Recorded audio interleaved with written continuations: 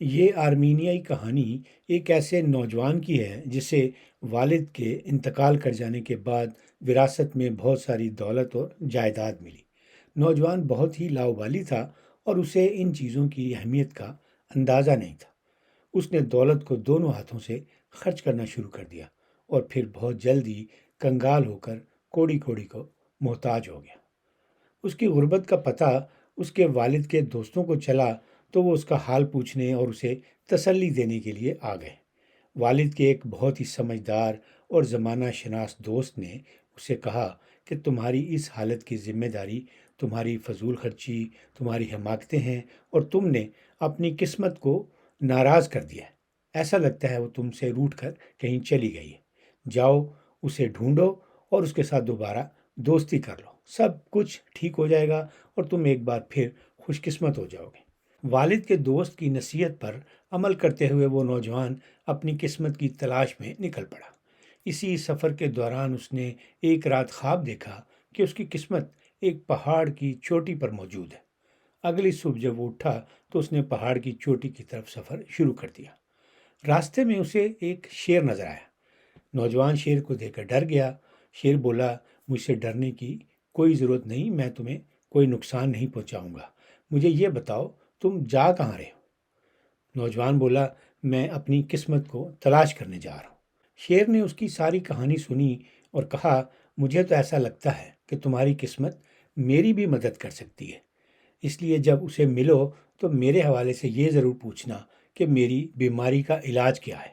7 سال ہو گئے ہیں، میں معذور ہوں اور شکار بھی نہیں کر سکتا۔ تم اگر میری اس معذوری کا علاج لے آؤ گے تو میں تمہیں بہت انعام دوں گا۔ نوجوان نے کہا، بہت اچھا، اور وہ دوبارہ اپنی قسمت کی تلاش میں نکل پڑا۔ کچھ دنوں کے سفر کے بعد اسے ایک باغ نظر آیا۔ اس باغ میں ہر طرح کے پھلوں کے درخت تھے۔ نوجوان کو بہت بھوک لگی ہوئی تھی۔ اس نے فوراً کچھ پھل توڑے اور کھانے لگا۔ جو ہی پہلا پھل منہ میں ڈالا تو حیران ہو گیا کہ پھل تو انتہائی کڑوا ہے۔ اس نے ایک ایک کر کے سارے پھل چکھے لیکن سب کے سب کڑوے نکلے۔ اتنی دیر میں اس باغ کا مالک آ گیا اور اس نے نوجوان سے پوچھا کہ وہ کون ہے اور کہاں جا رہا ہے۔ نوجوان نے جواب دیا کہ میں اپنی کھوئی ہوئی قسمت کی تلاش میں ہوں، اور اس ساتھ ہی اس کو اپنی ساری کہانی بھی سنا دی۔ باغ کے مالک نے نوجوان سے کہا کہ ایسا کرو، میرا بھی ایک کام کر دو۔ جب اپنی قسمت سے ملو تو اس سے یہ ضرور پوچھنا کہ میرے باغ کے پھل کڑوے کیوں ہیں اور انہیں میٹھا کرنے کے لیے مجھے کیا کرنا ہوگا۔ نوجوان نے باغ کے مالک سے کہا کہ وہ جب بھی اپنی قسمت سے ملے گا وہ ان پھلوں کے بارے میں ضرور پوچھے گا۔ باغ کے مالک نے کہا، اگر تم نے میرے مسئلے کا حل تلاش کر لیا تو میں تمہیں بہت انعام دوں گا۔ نوجوان نے باغ کے مالک سے اجازت لی اور دوبارہ اپنے سفر پر نکل پڑا۔ سفر کے دوران اسے ایک بہت ہی شاندار محل نظر آیا۔ اس بڑے محل میں ایک بہت ہی خوبصورت لڑکی اکیلی رہتی تھی۔ لڑکی کے پاس یوں تو بہت کچھ تھا، جوان بھی تھی، خوبصورت بھی تھی، لیکن اس کے باوجود اپنی زندگی سے مطمئن نہیں تھی۔ لڑکی نے جب نوجوان کو دیکھا تو اس سے پوچھا کہ وہ کون ہے اور یہاں کیا کر رہا ہے۔ اس نوجوان نے اپنی ساری کہانی اس لڑکی کو سنا دی اور بتایا کہ اب وہ اپنی قسمت کی تلاش میں نکلا ہے تاکہ وہ ایک بار پھر امیر ہو جائے۔ لڑکی نے اس کی باتیں سن کر کہا کہ میرے پاس یہ شاندار محل، بے حساب دولت اور جائیداد ہے، لیکن میں بہت غمگین رہتی ہوں۔ خوشیاں میرے قریب سے بھی نہیں گزرتی، ہر وقت پریشان رہتی ہوں۔ مہربانی کر کے اتنا کرنا کہ جب تم اپنی قسمت سے ملو تو اسے میرے بارے میں سب کچھ بتانا اور اس سے پوچھنا کہ میری اداسی کا کیا علاج ہے، اور اگر تم میری اداسی دور کرنے کا نسخہ لے آئے تو میں تمہیں بہت انعام و اکرام دوں گی اور تمہاری غربت دور کر دوں گی۔ اس نوجوان نے جس طرح شیر اور باغ کے مالک سے وعدہ کیا تھا اسی طرح اس نوجوان لڑکی سے بھی وعدہ کر لیا کہ وہ اپنی قسمت سے اس کے مسئلے کا حل بھی ضرور پوچھے گا، اور اس وعدے کے بعد نوجوان دوبارہ سفر پر نکل پڑا، یہاں تک کہ وہ پہاڑ کی چوٹی پر پہنچ گیا جہاں اس کی اپنی قسمت سے ملاقات ہو گئی۔ اس نے اپنی قسمت سے اپنی غربت اور سارے مسائل کا ذکر کیا۔ قسمت نے اس کی باتیں غور سے سنی اور کہا، تم میری تلاش میں اتنی دور تک آئے ہو، مجھے بہت اچھا لگا، فکر نہ کرو، سب کچھ اب ٹھیک ہو جائے گا۔ پھر اس نوجوان نے اپنی قسمت سے شیر، باغ کے مالک اور نوجوان لڑکی کے مسائل کے بارے میں پوچھا۔ قسمت نے ان سب مسائل کا حل بھی بتا دیا۔ نوجوان نے اپنی قسمت سے کہا، تو چلو اب تم میرے ساتھ چلو۔ قسمت نے جواب دیا، نہیں، تم اکیلے جاؤ، میں بعد میں آ جاؤں گی۔ نوجوان نے قسمت کی بات سن کر واپسی کا سفر شروع کر دیا۔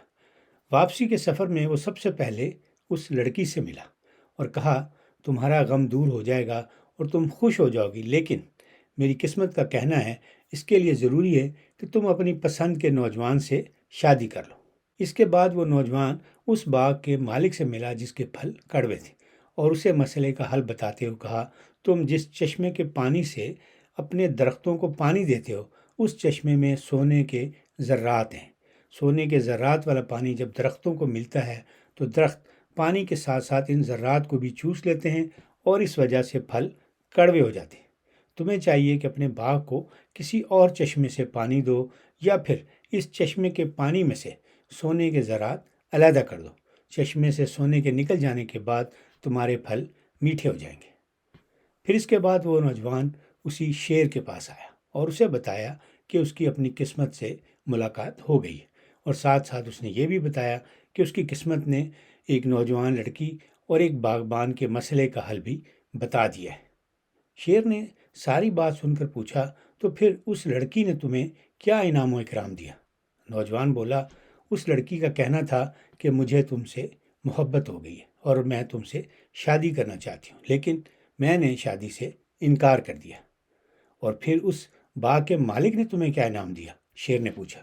نوجوان نے جواب دیا، میری قسمت کے مشورے کے مطابق باغ کے مالک نے چشمے سے سارا سونا نکال لیا اور پھر اس سونے کو صاف کر کے خالص سونے کا ایک گھوڑا بنایا اور مجھے دے دیا، لیکن میں نے یہ کہہ کر انکار کر دیا کہ میں اس سفر کے دوران اتنا بوجھ نہیں اٹھا سکتا۔ اور تمہاری قسمت نے میری بیماری کا کیا علاج نکالا؟ شیر نے پوچھا۔ نوجوان نے کہا، میری قسمت کا کہنا ہے کہ اگر تم ایک بیوقوف انسان کا سر کھا لو تو تمہاری ساری معذوری دور ہو جائے گی۔ شیر نے نوجوان کے چہرے کی طرف دیکھا اور کہا، تمہاری باتیں سن کر مجھے یقین ہو گیا ہے کہ اس زمین پر تم سے بڑا بیوقوف نہیں مل سکتا۔ یہ کہہ کر شیر نے نوجوان کے سر پر پنجہ مارا اور اس کا سر کھا لیا۔ یوں وہ بیوقوف نوجوان اپنی جان سے بھی ہاتھ دھو بیٹھا۔ مجھے امید ہے کہ آپ کو یہ آرمینیائی کہانی پسند آئی ہوگی اور آپ اس کہانی کے مرکزی کردار کی ان حماقتوں کو بھی ذہن میں رکھیں گے، جن کی وجہ سے پہلے تو اس نے ورثے میں ملی ہوئی دولت کو ضائع کر دیا، اور پھر جب وہ اپنی قسمت کی تلاش میں نکلا تو اس نے اس سفر کے دوران اور لوگوں کے مسائل کے حل تو دریافت کر لیے، لیکن اس سفر کے دوران اپنے لیے پیدا ہونے والے سنہری مواقع جو تھے ان کو ضائع کر دیا، اور پھر اپنی حماقت کی وجہ سے ہی دولت کے بعد اپنی جان سے بھی ہاتھ دھو بیٹھا۔ یہ بات ذہن میں رکھیں کہ زندگی میں بہتری کے مواقع غیر متوقع طور پر آ سکتے ہیں۔ ہمیں آنکھیں کھلی رکھنی چاہیے اور ان سے فائدہ اٹھا لینا چاہیے۔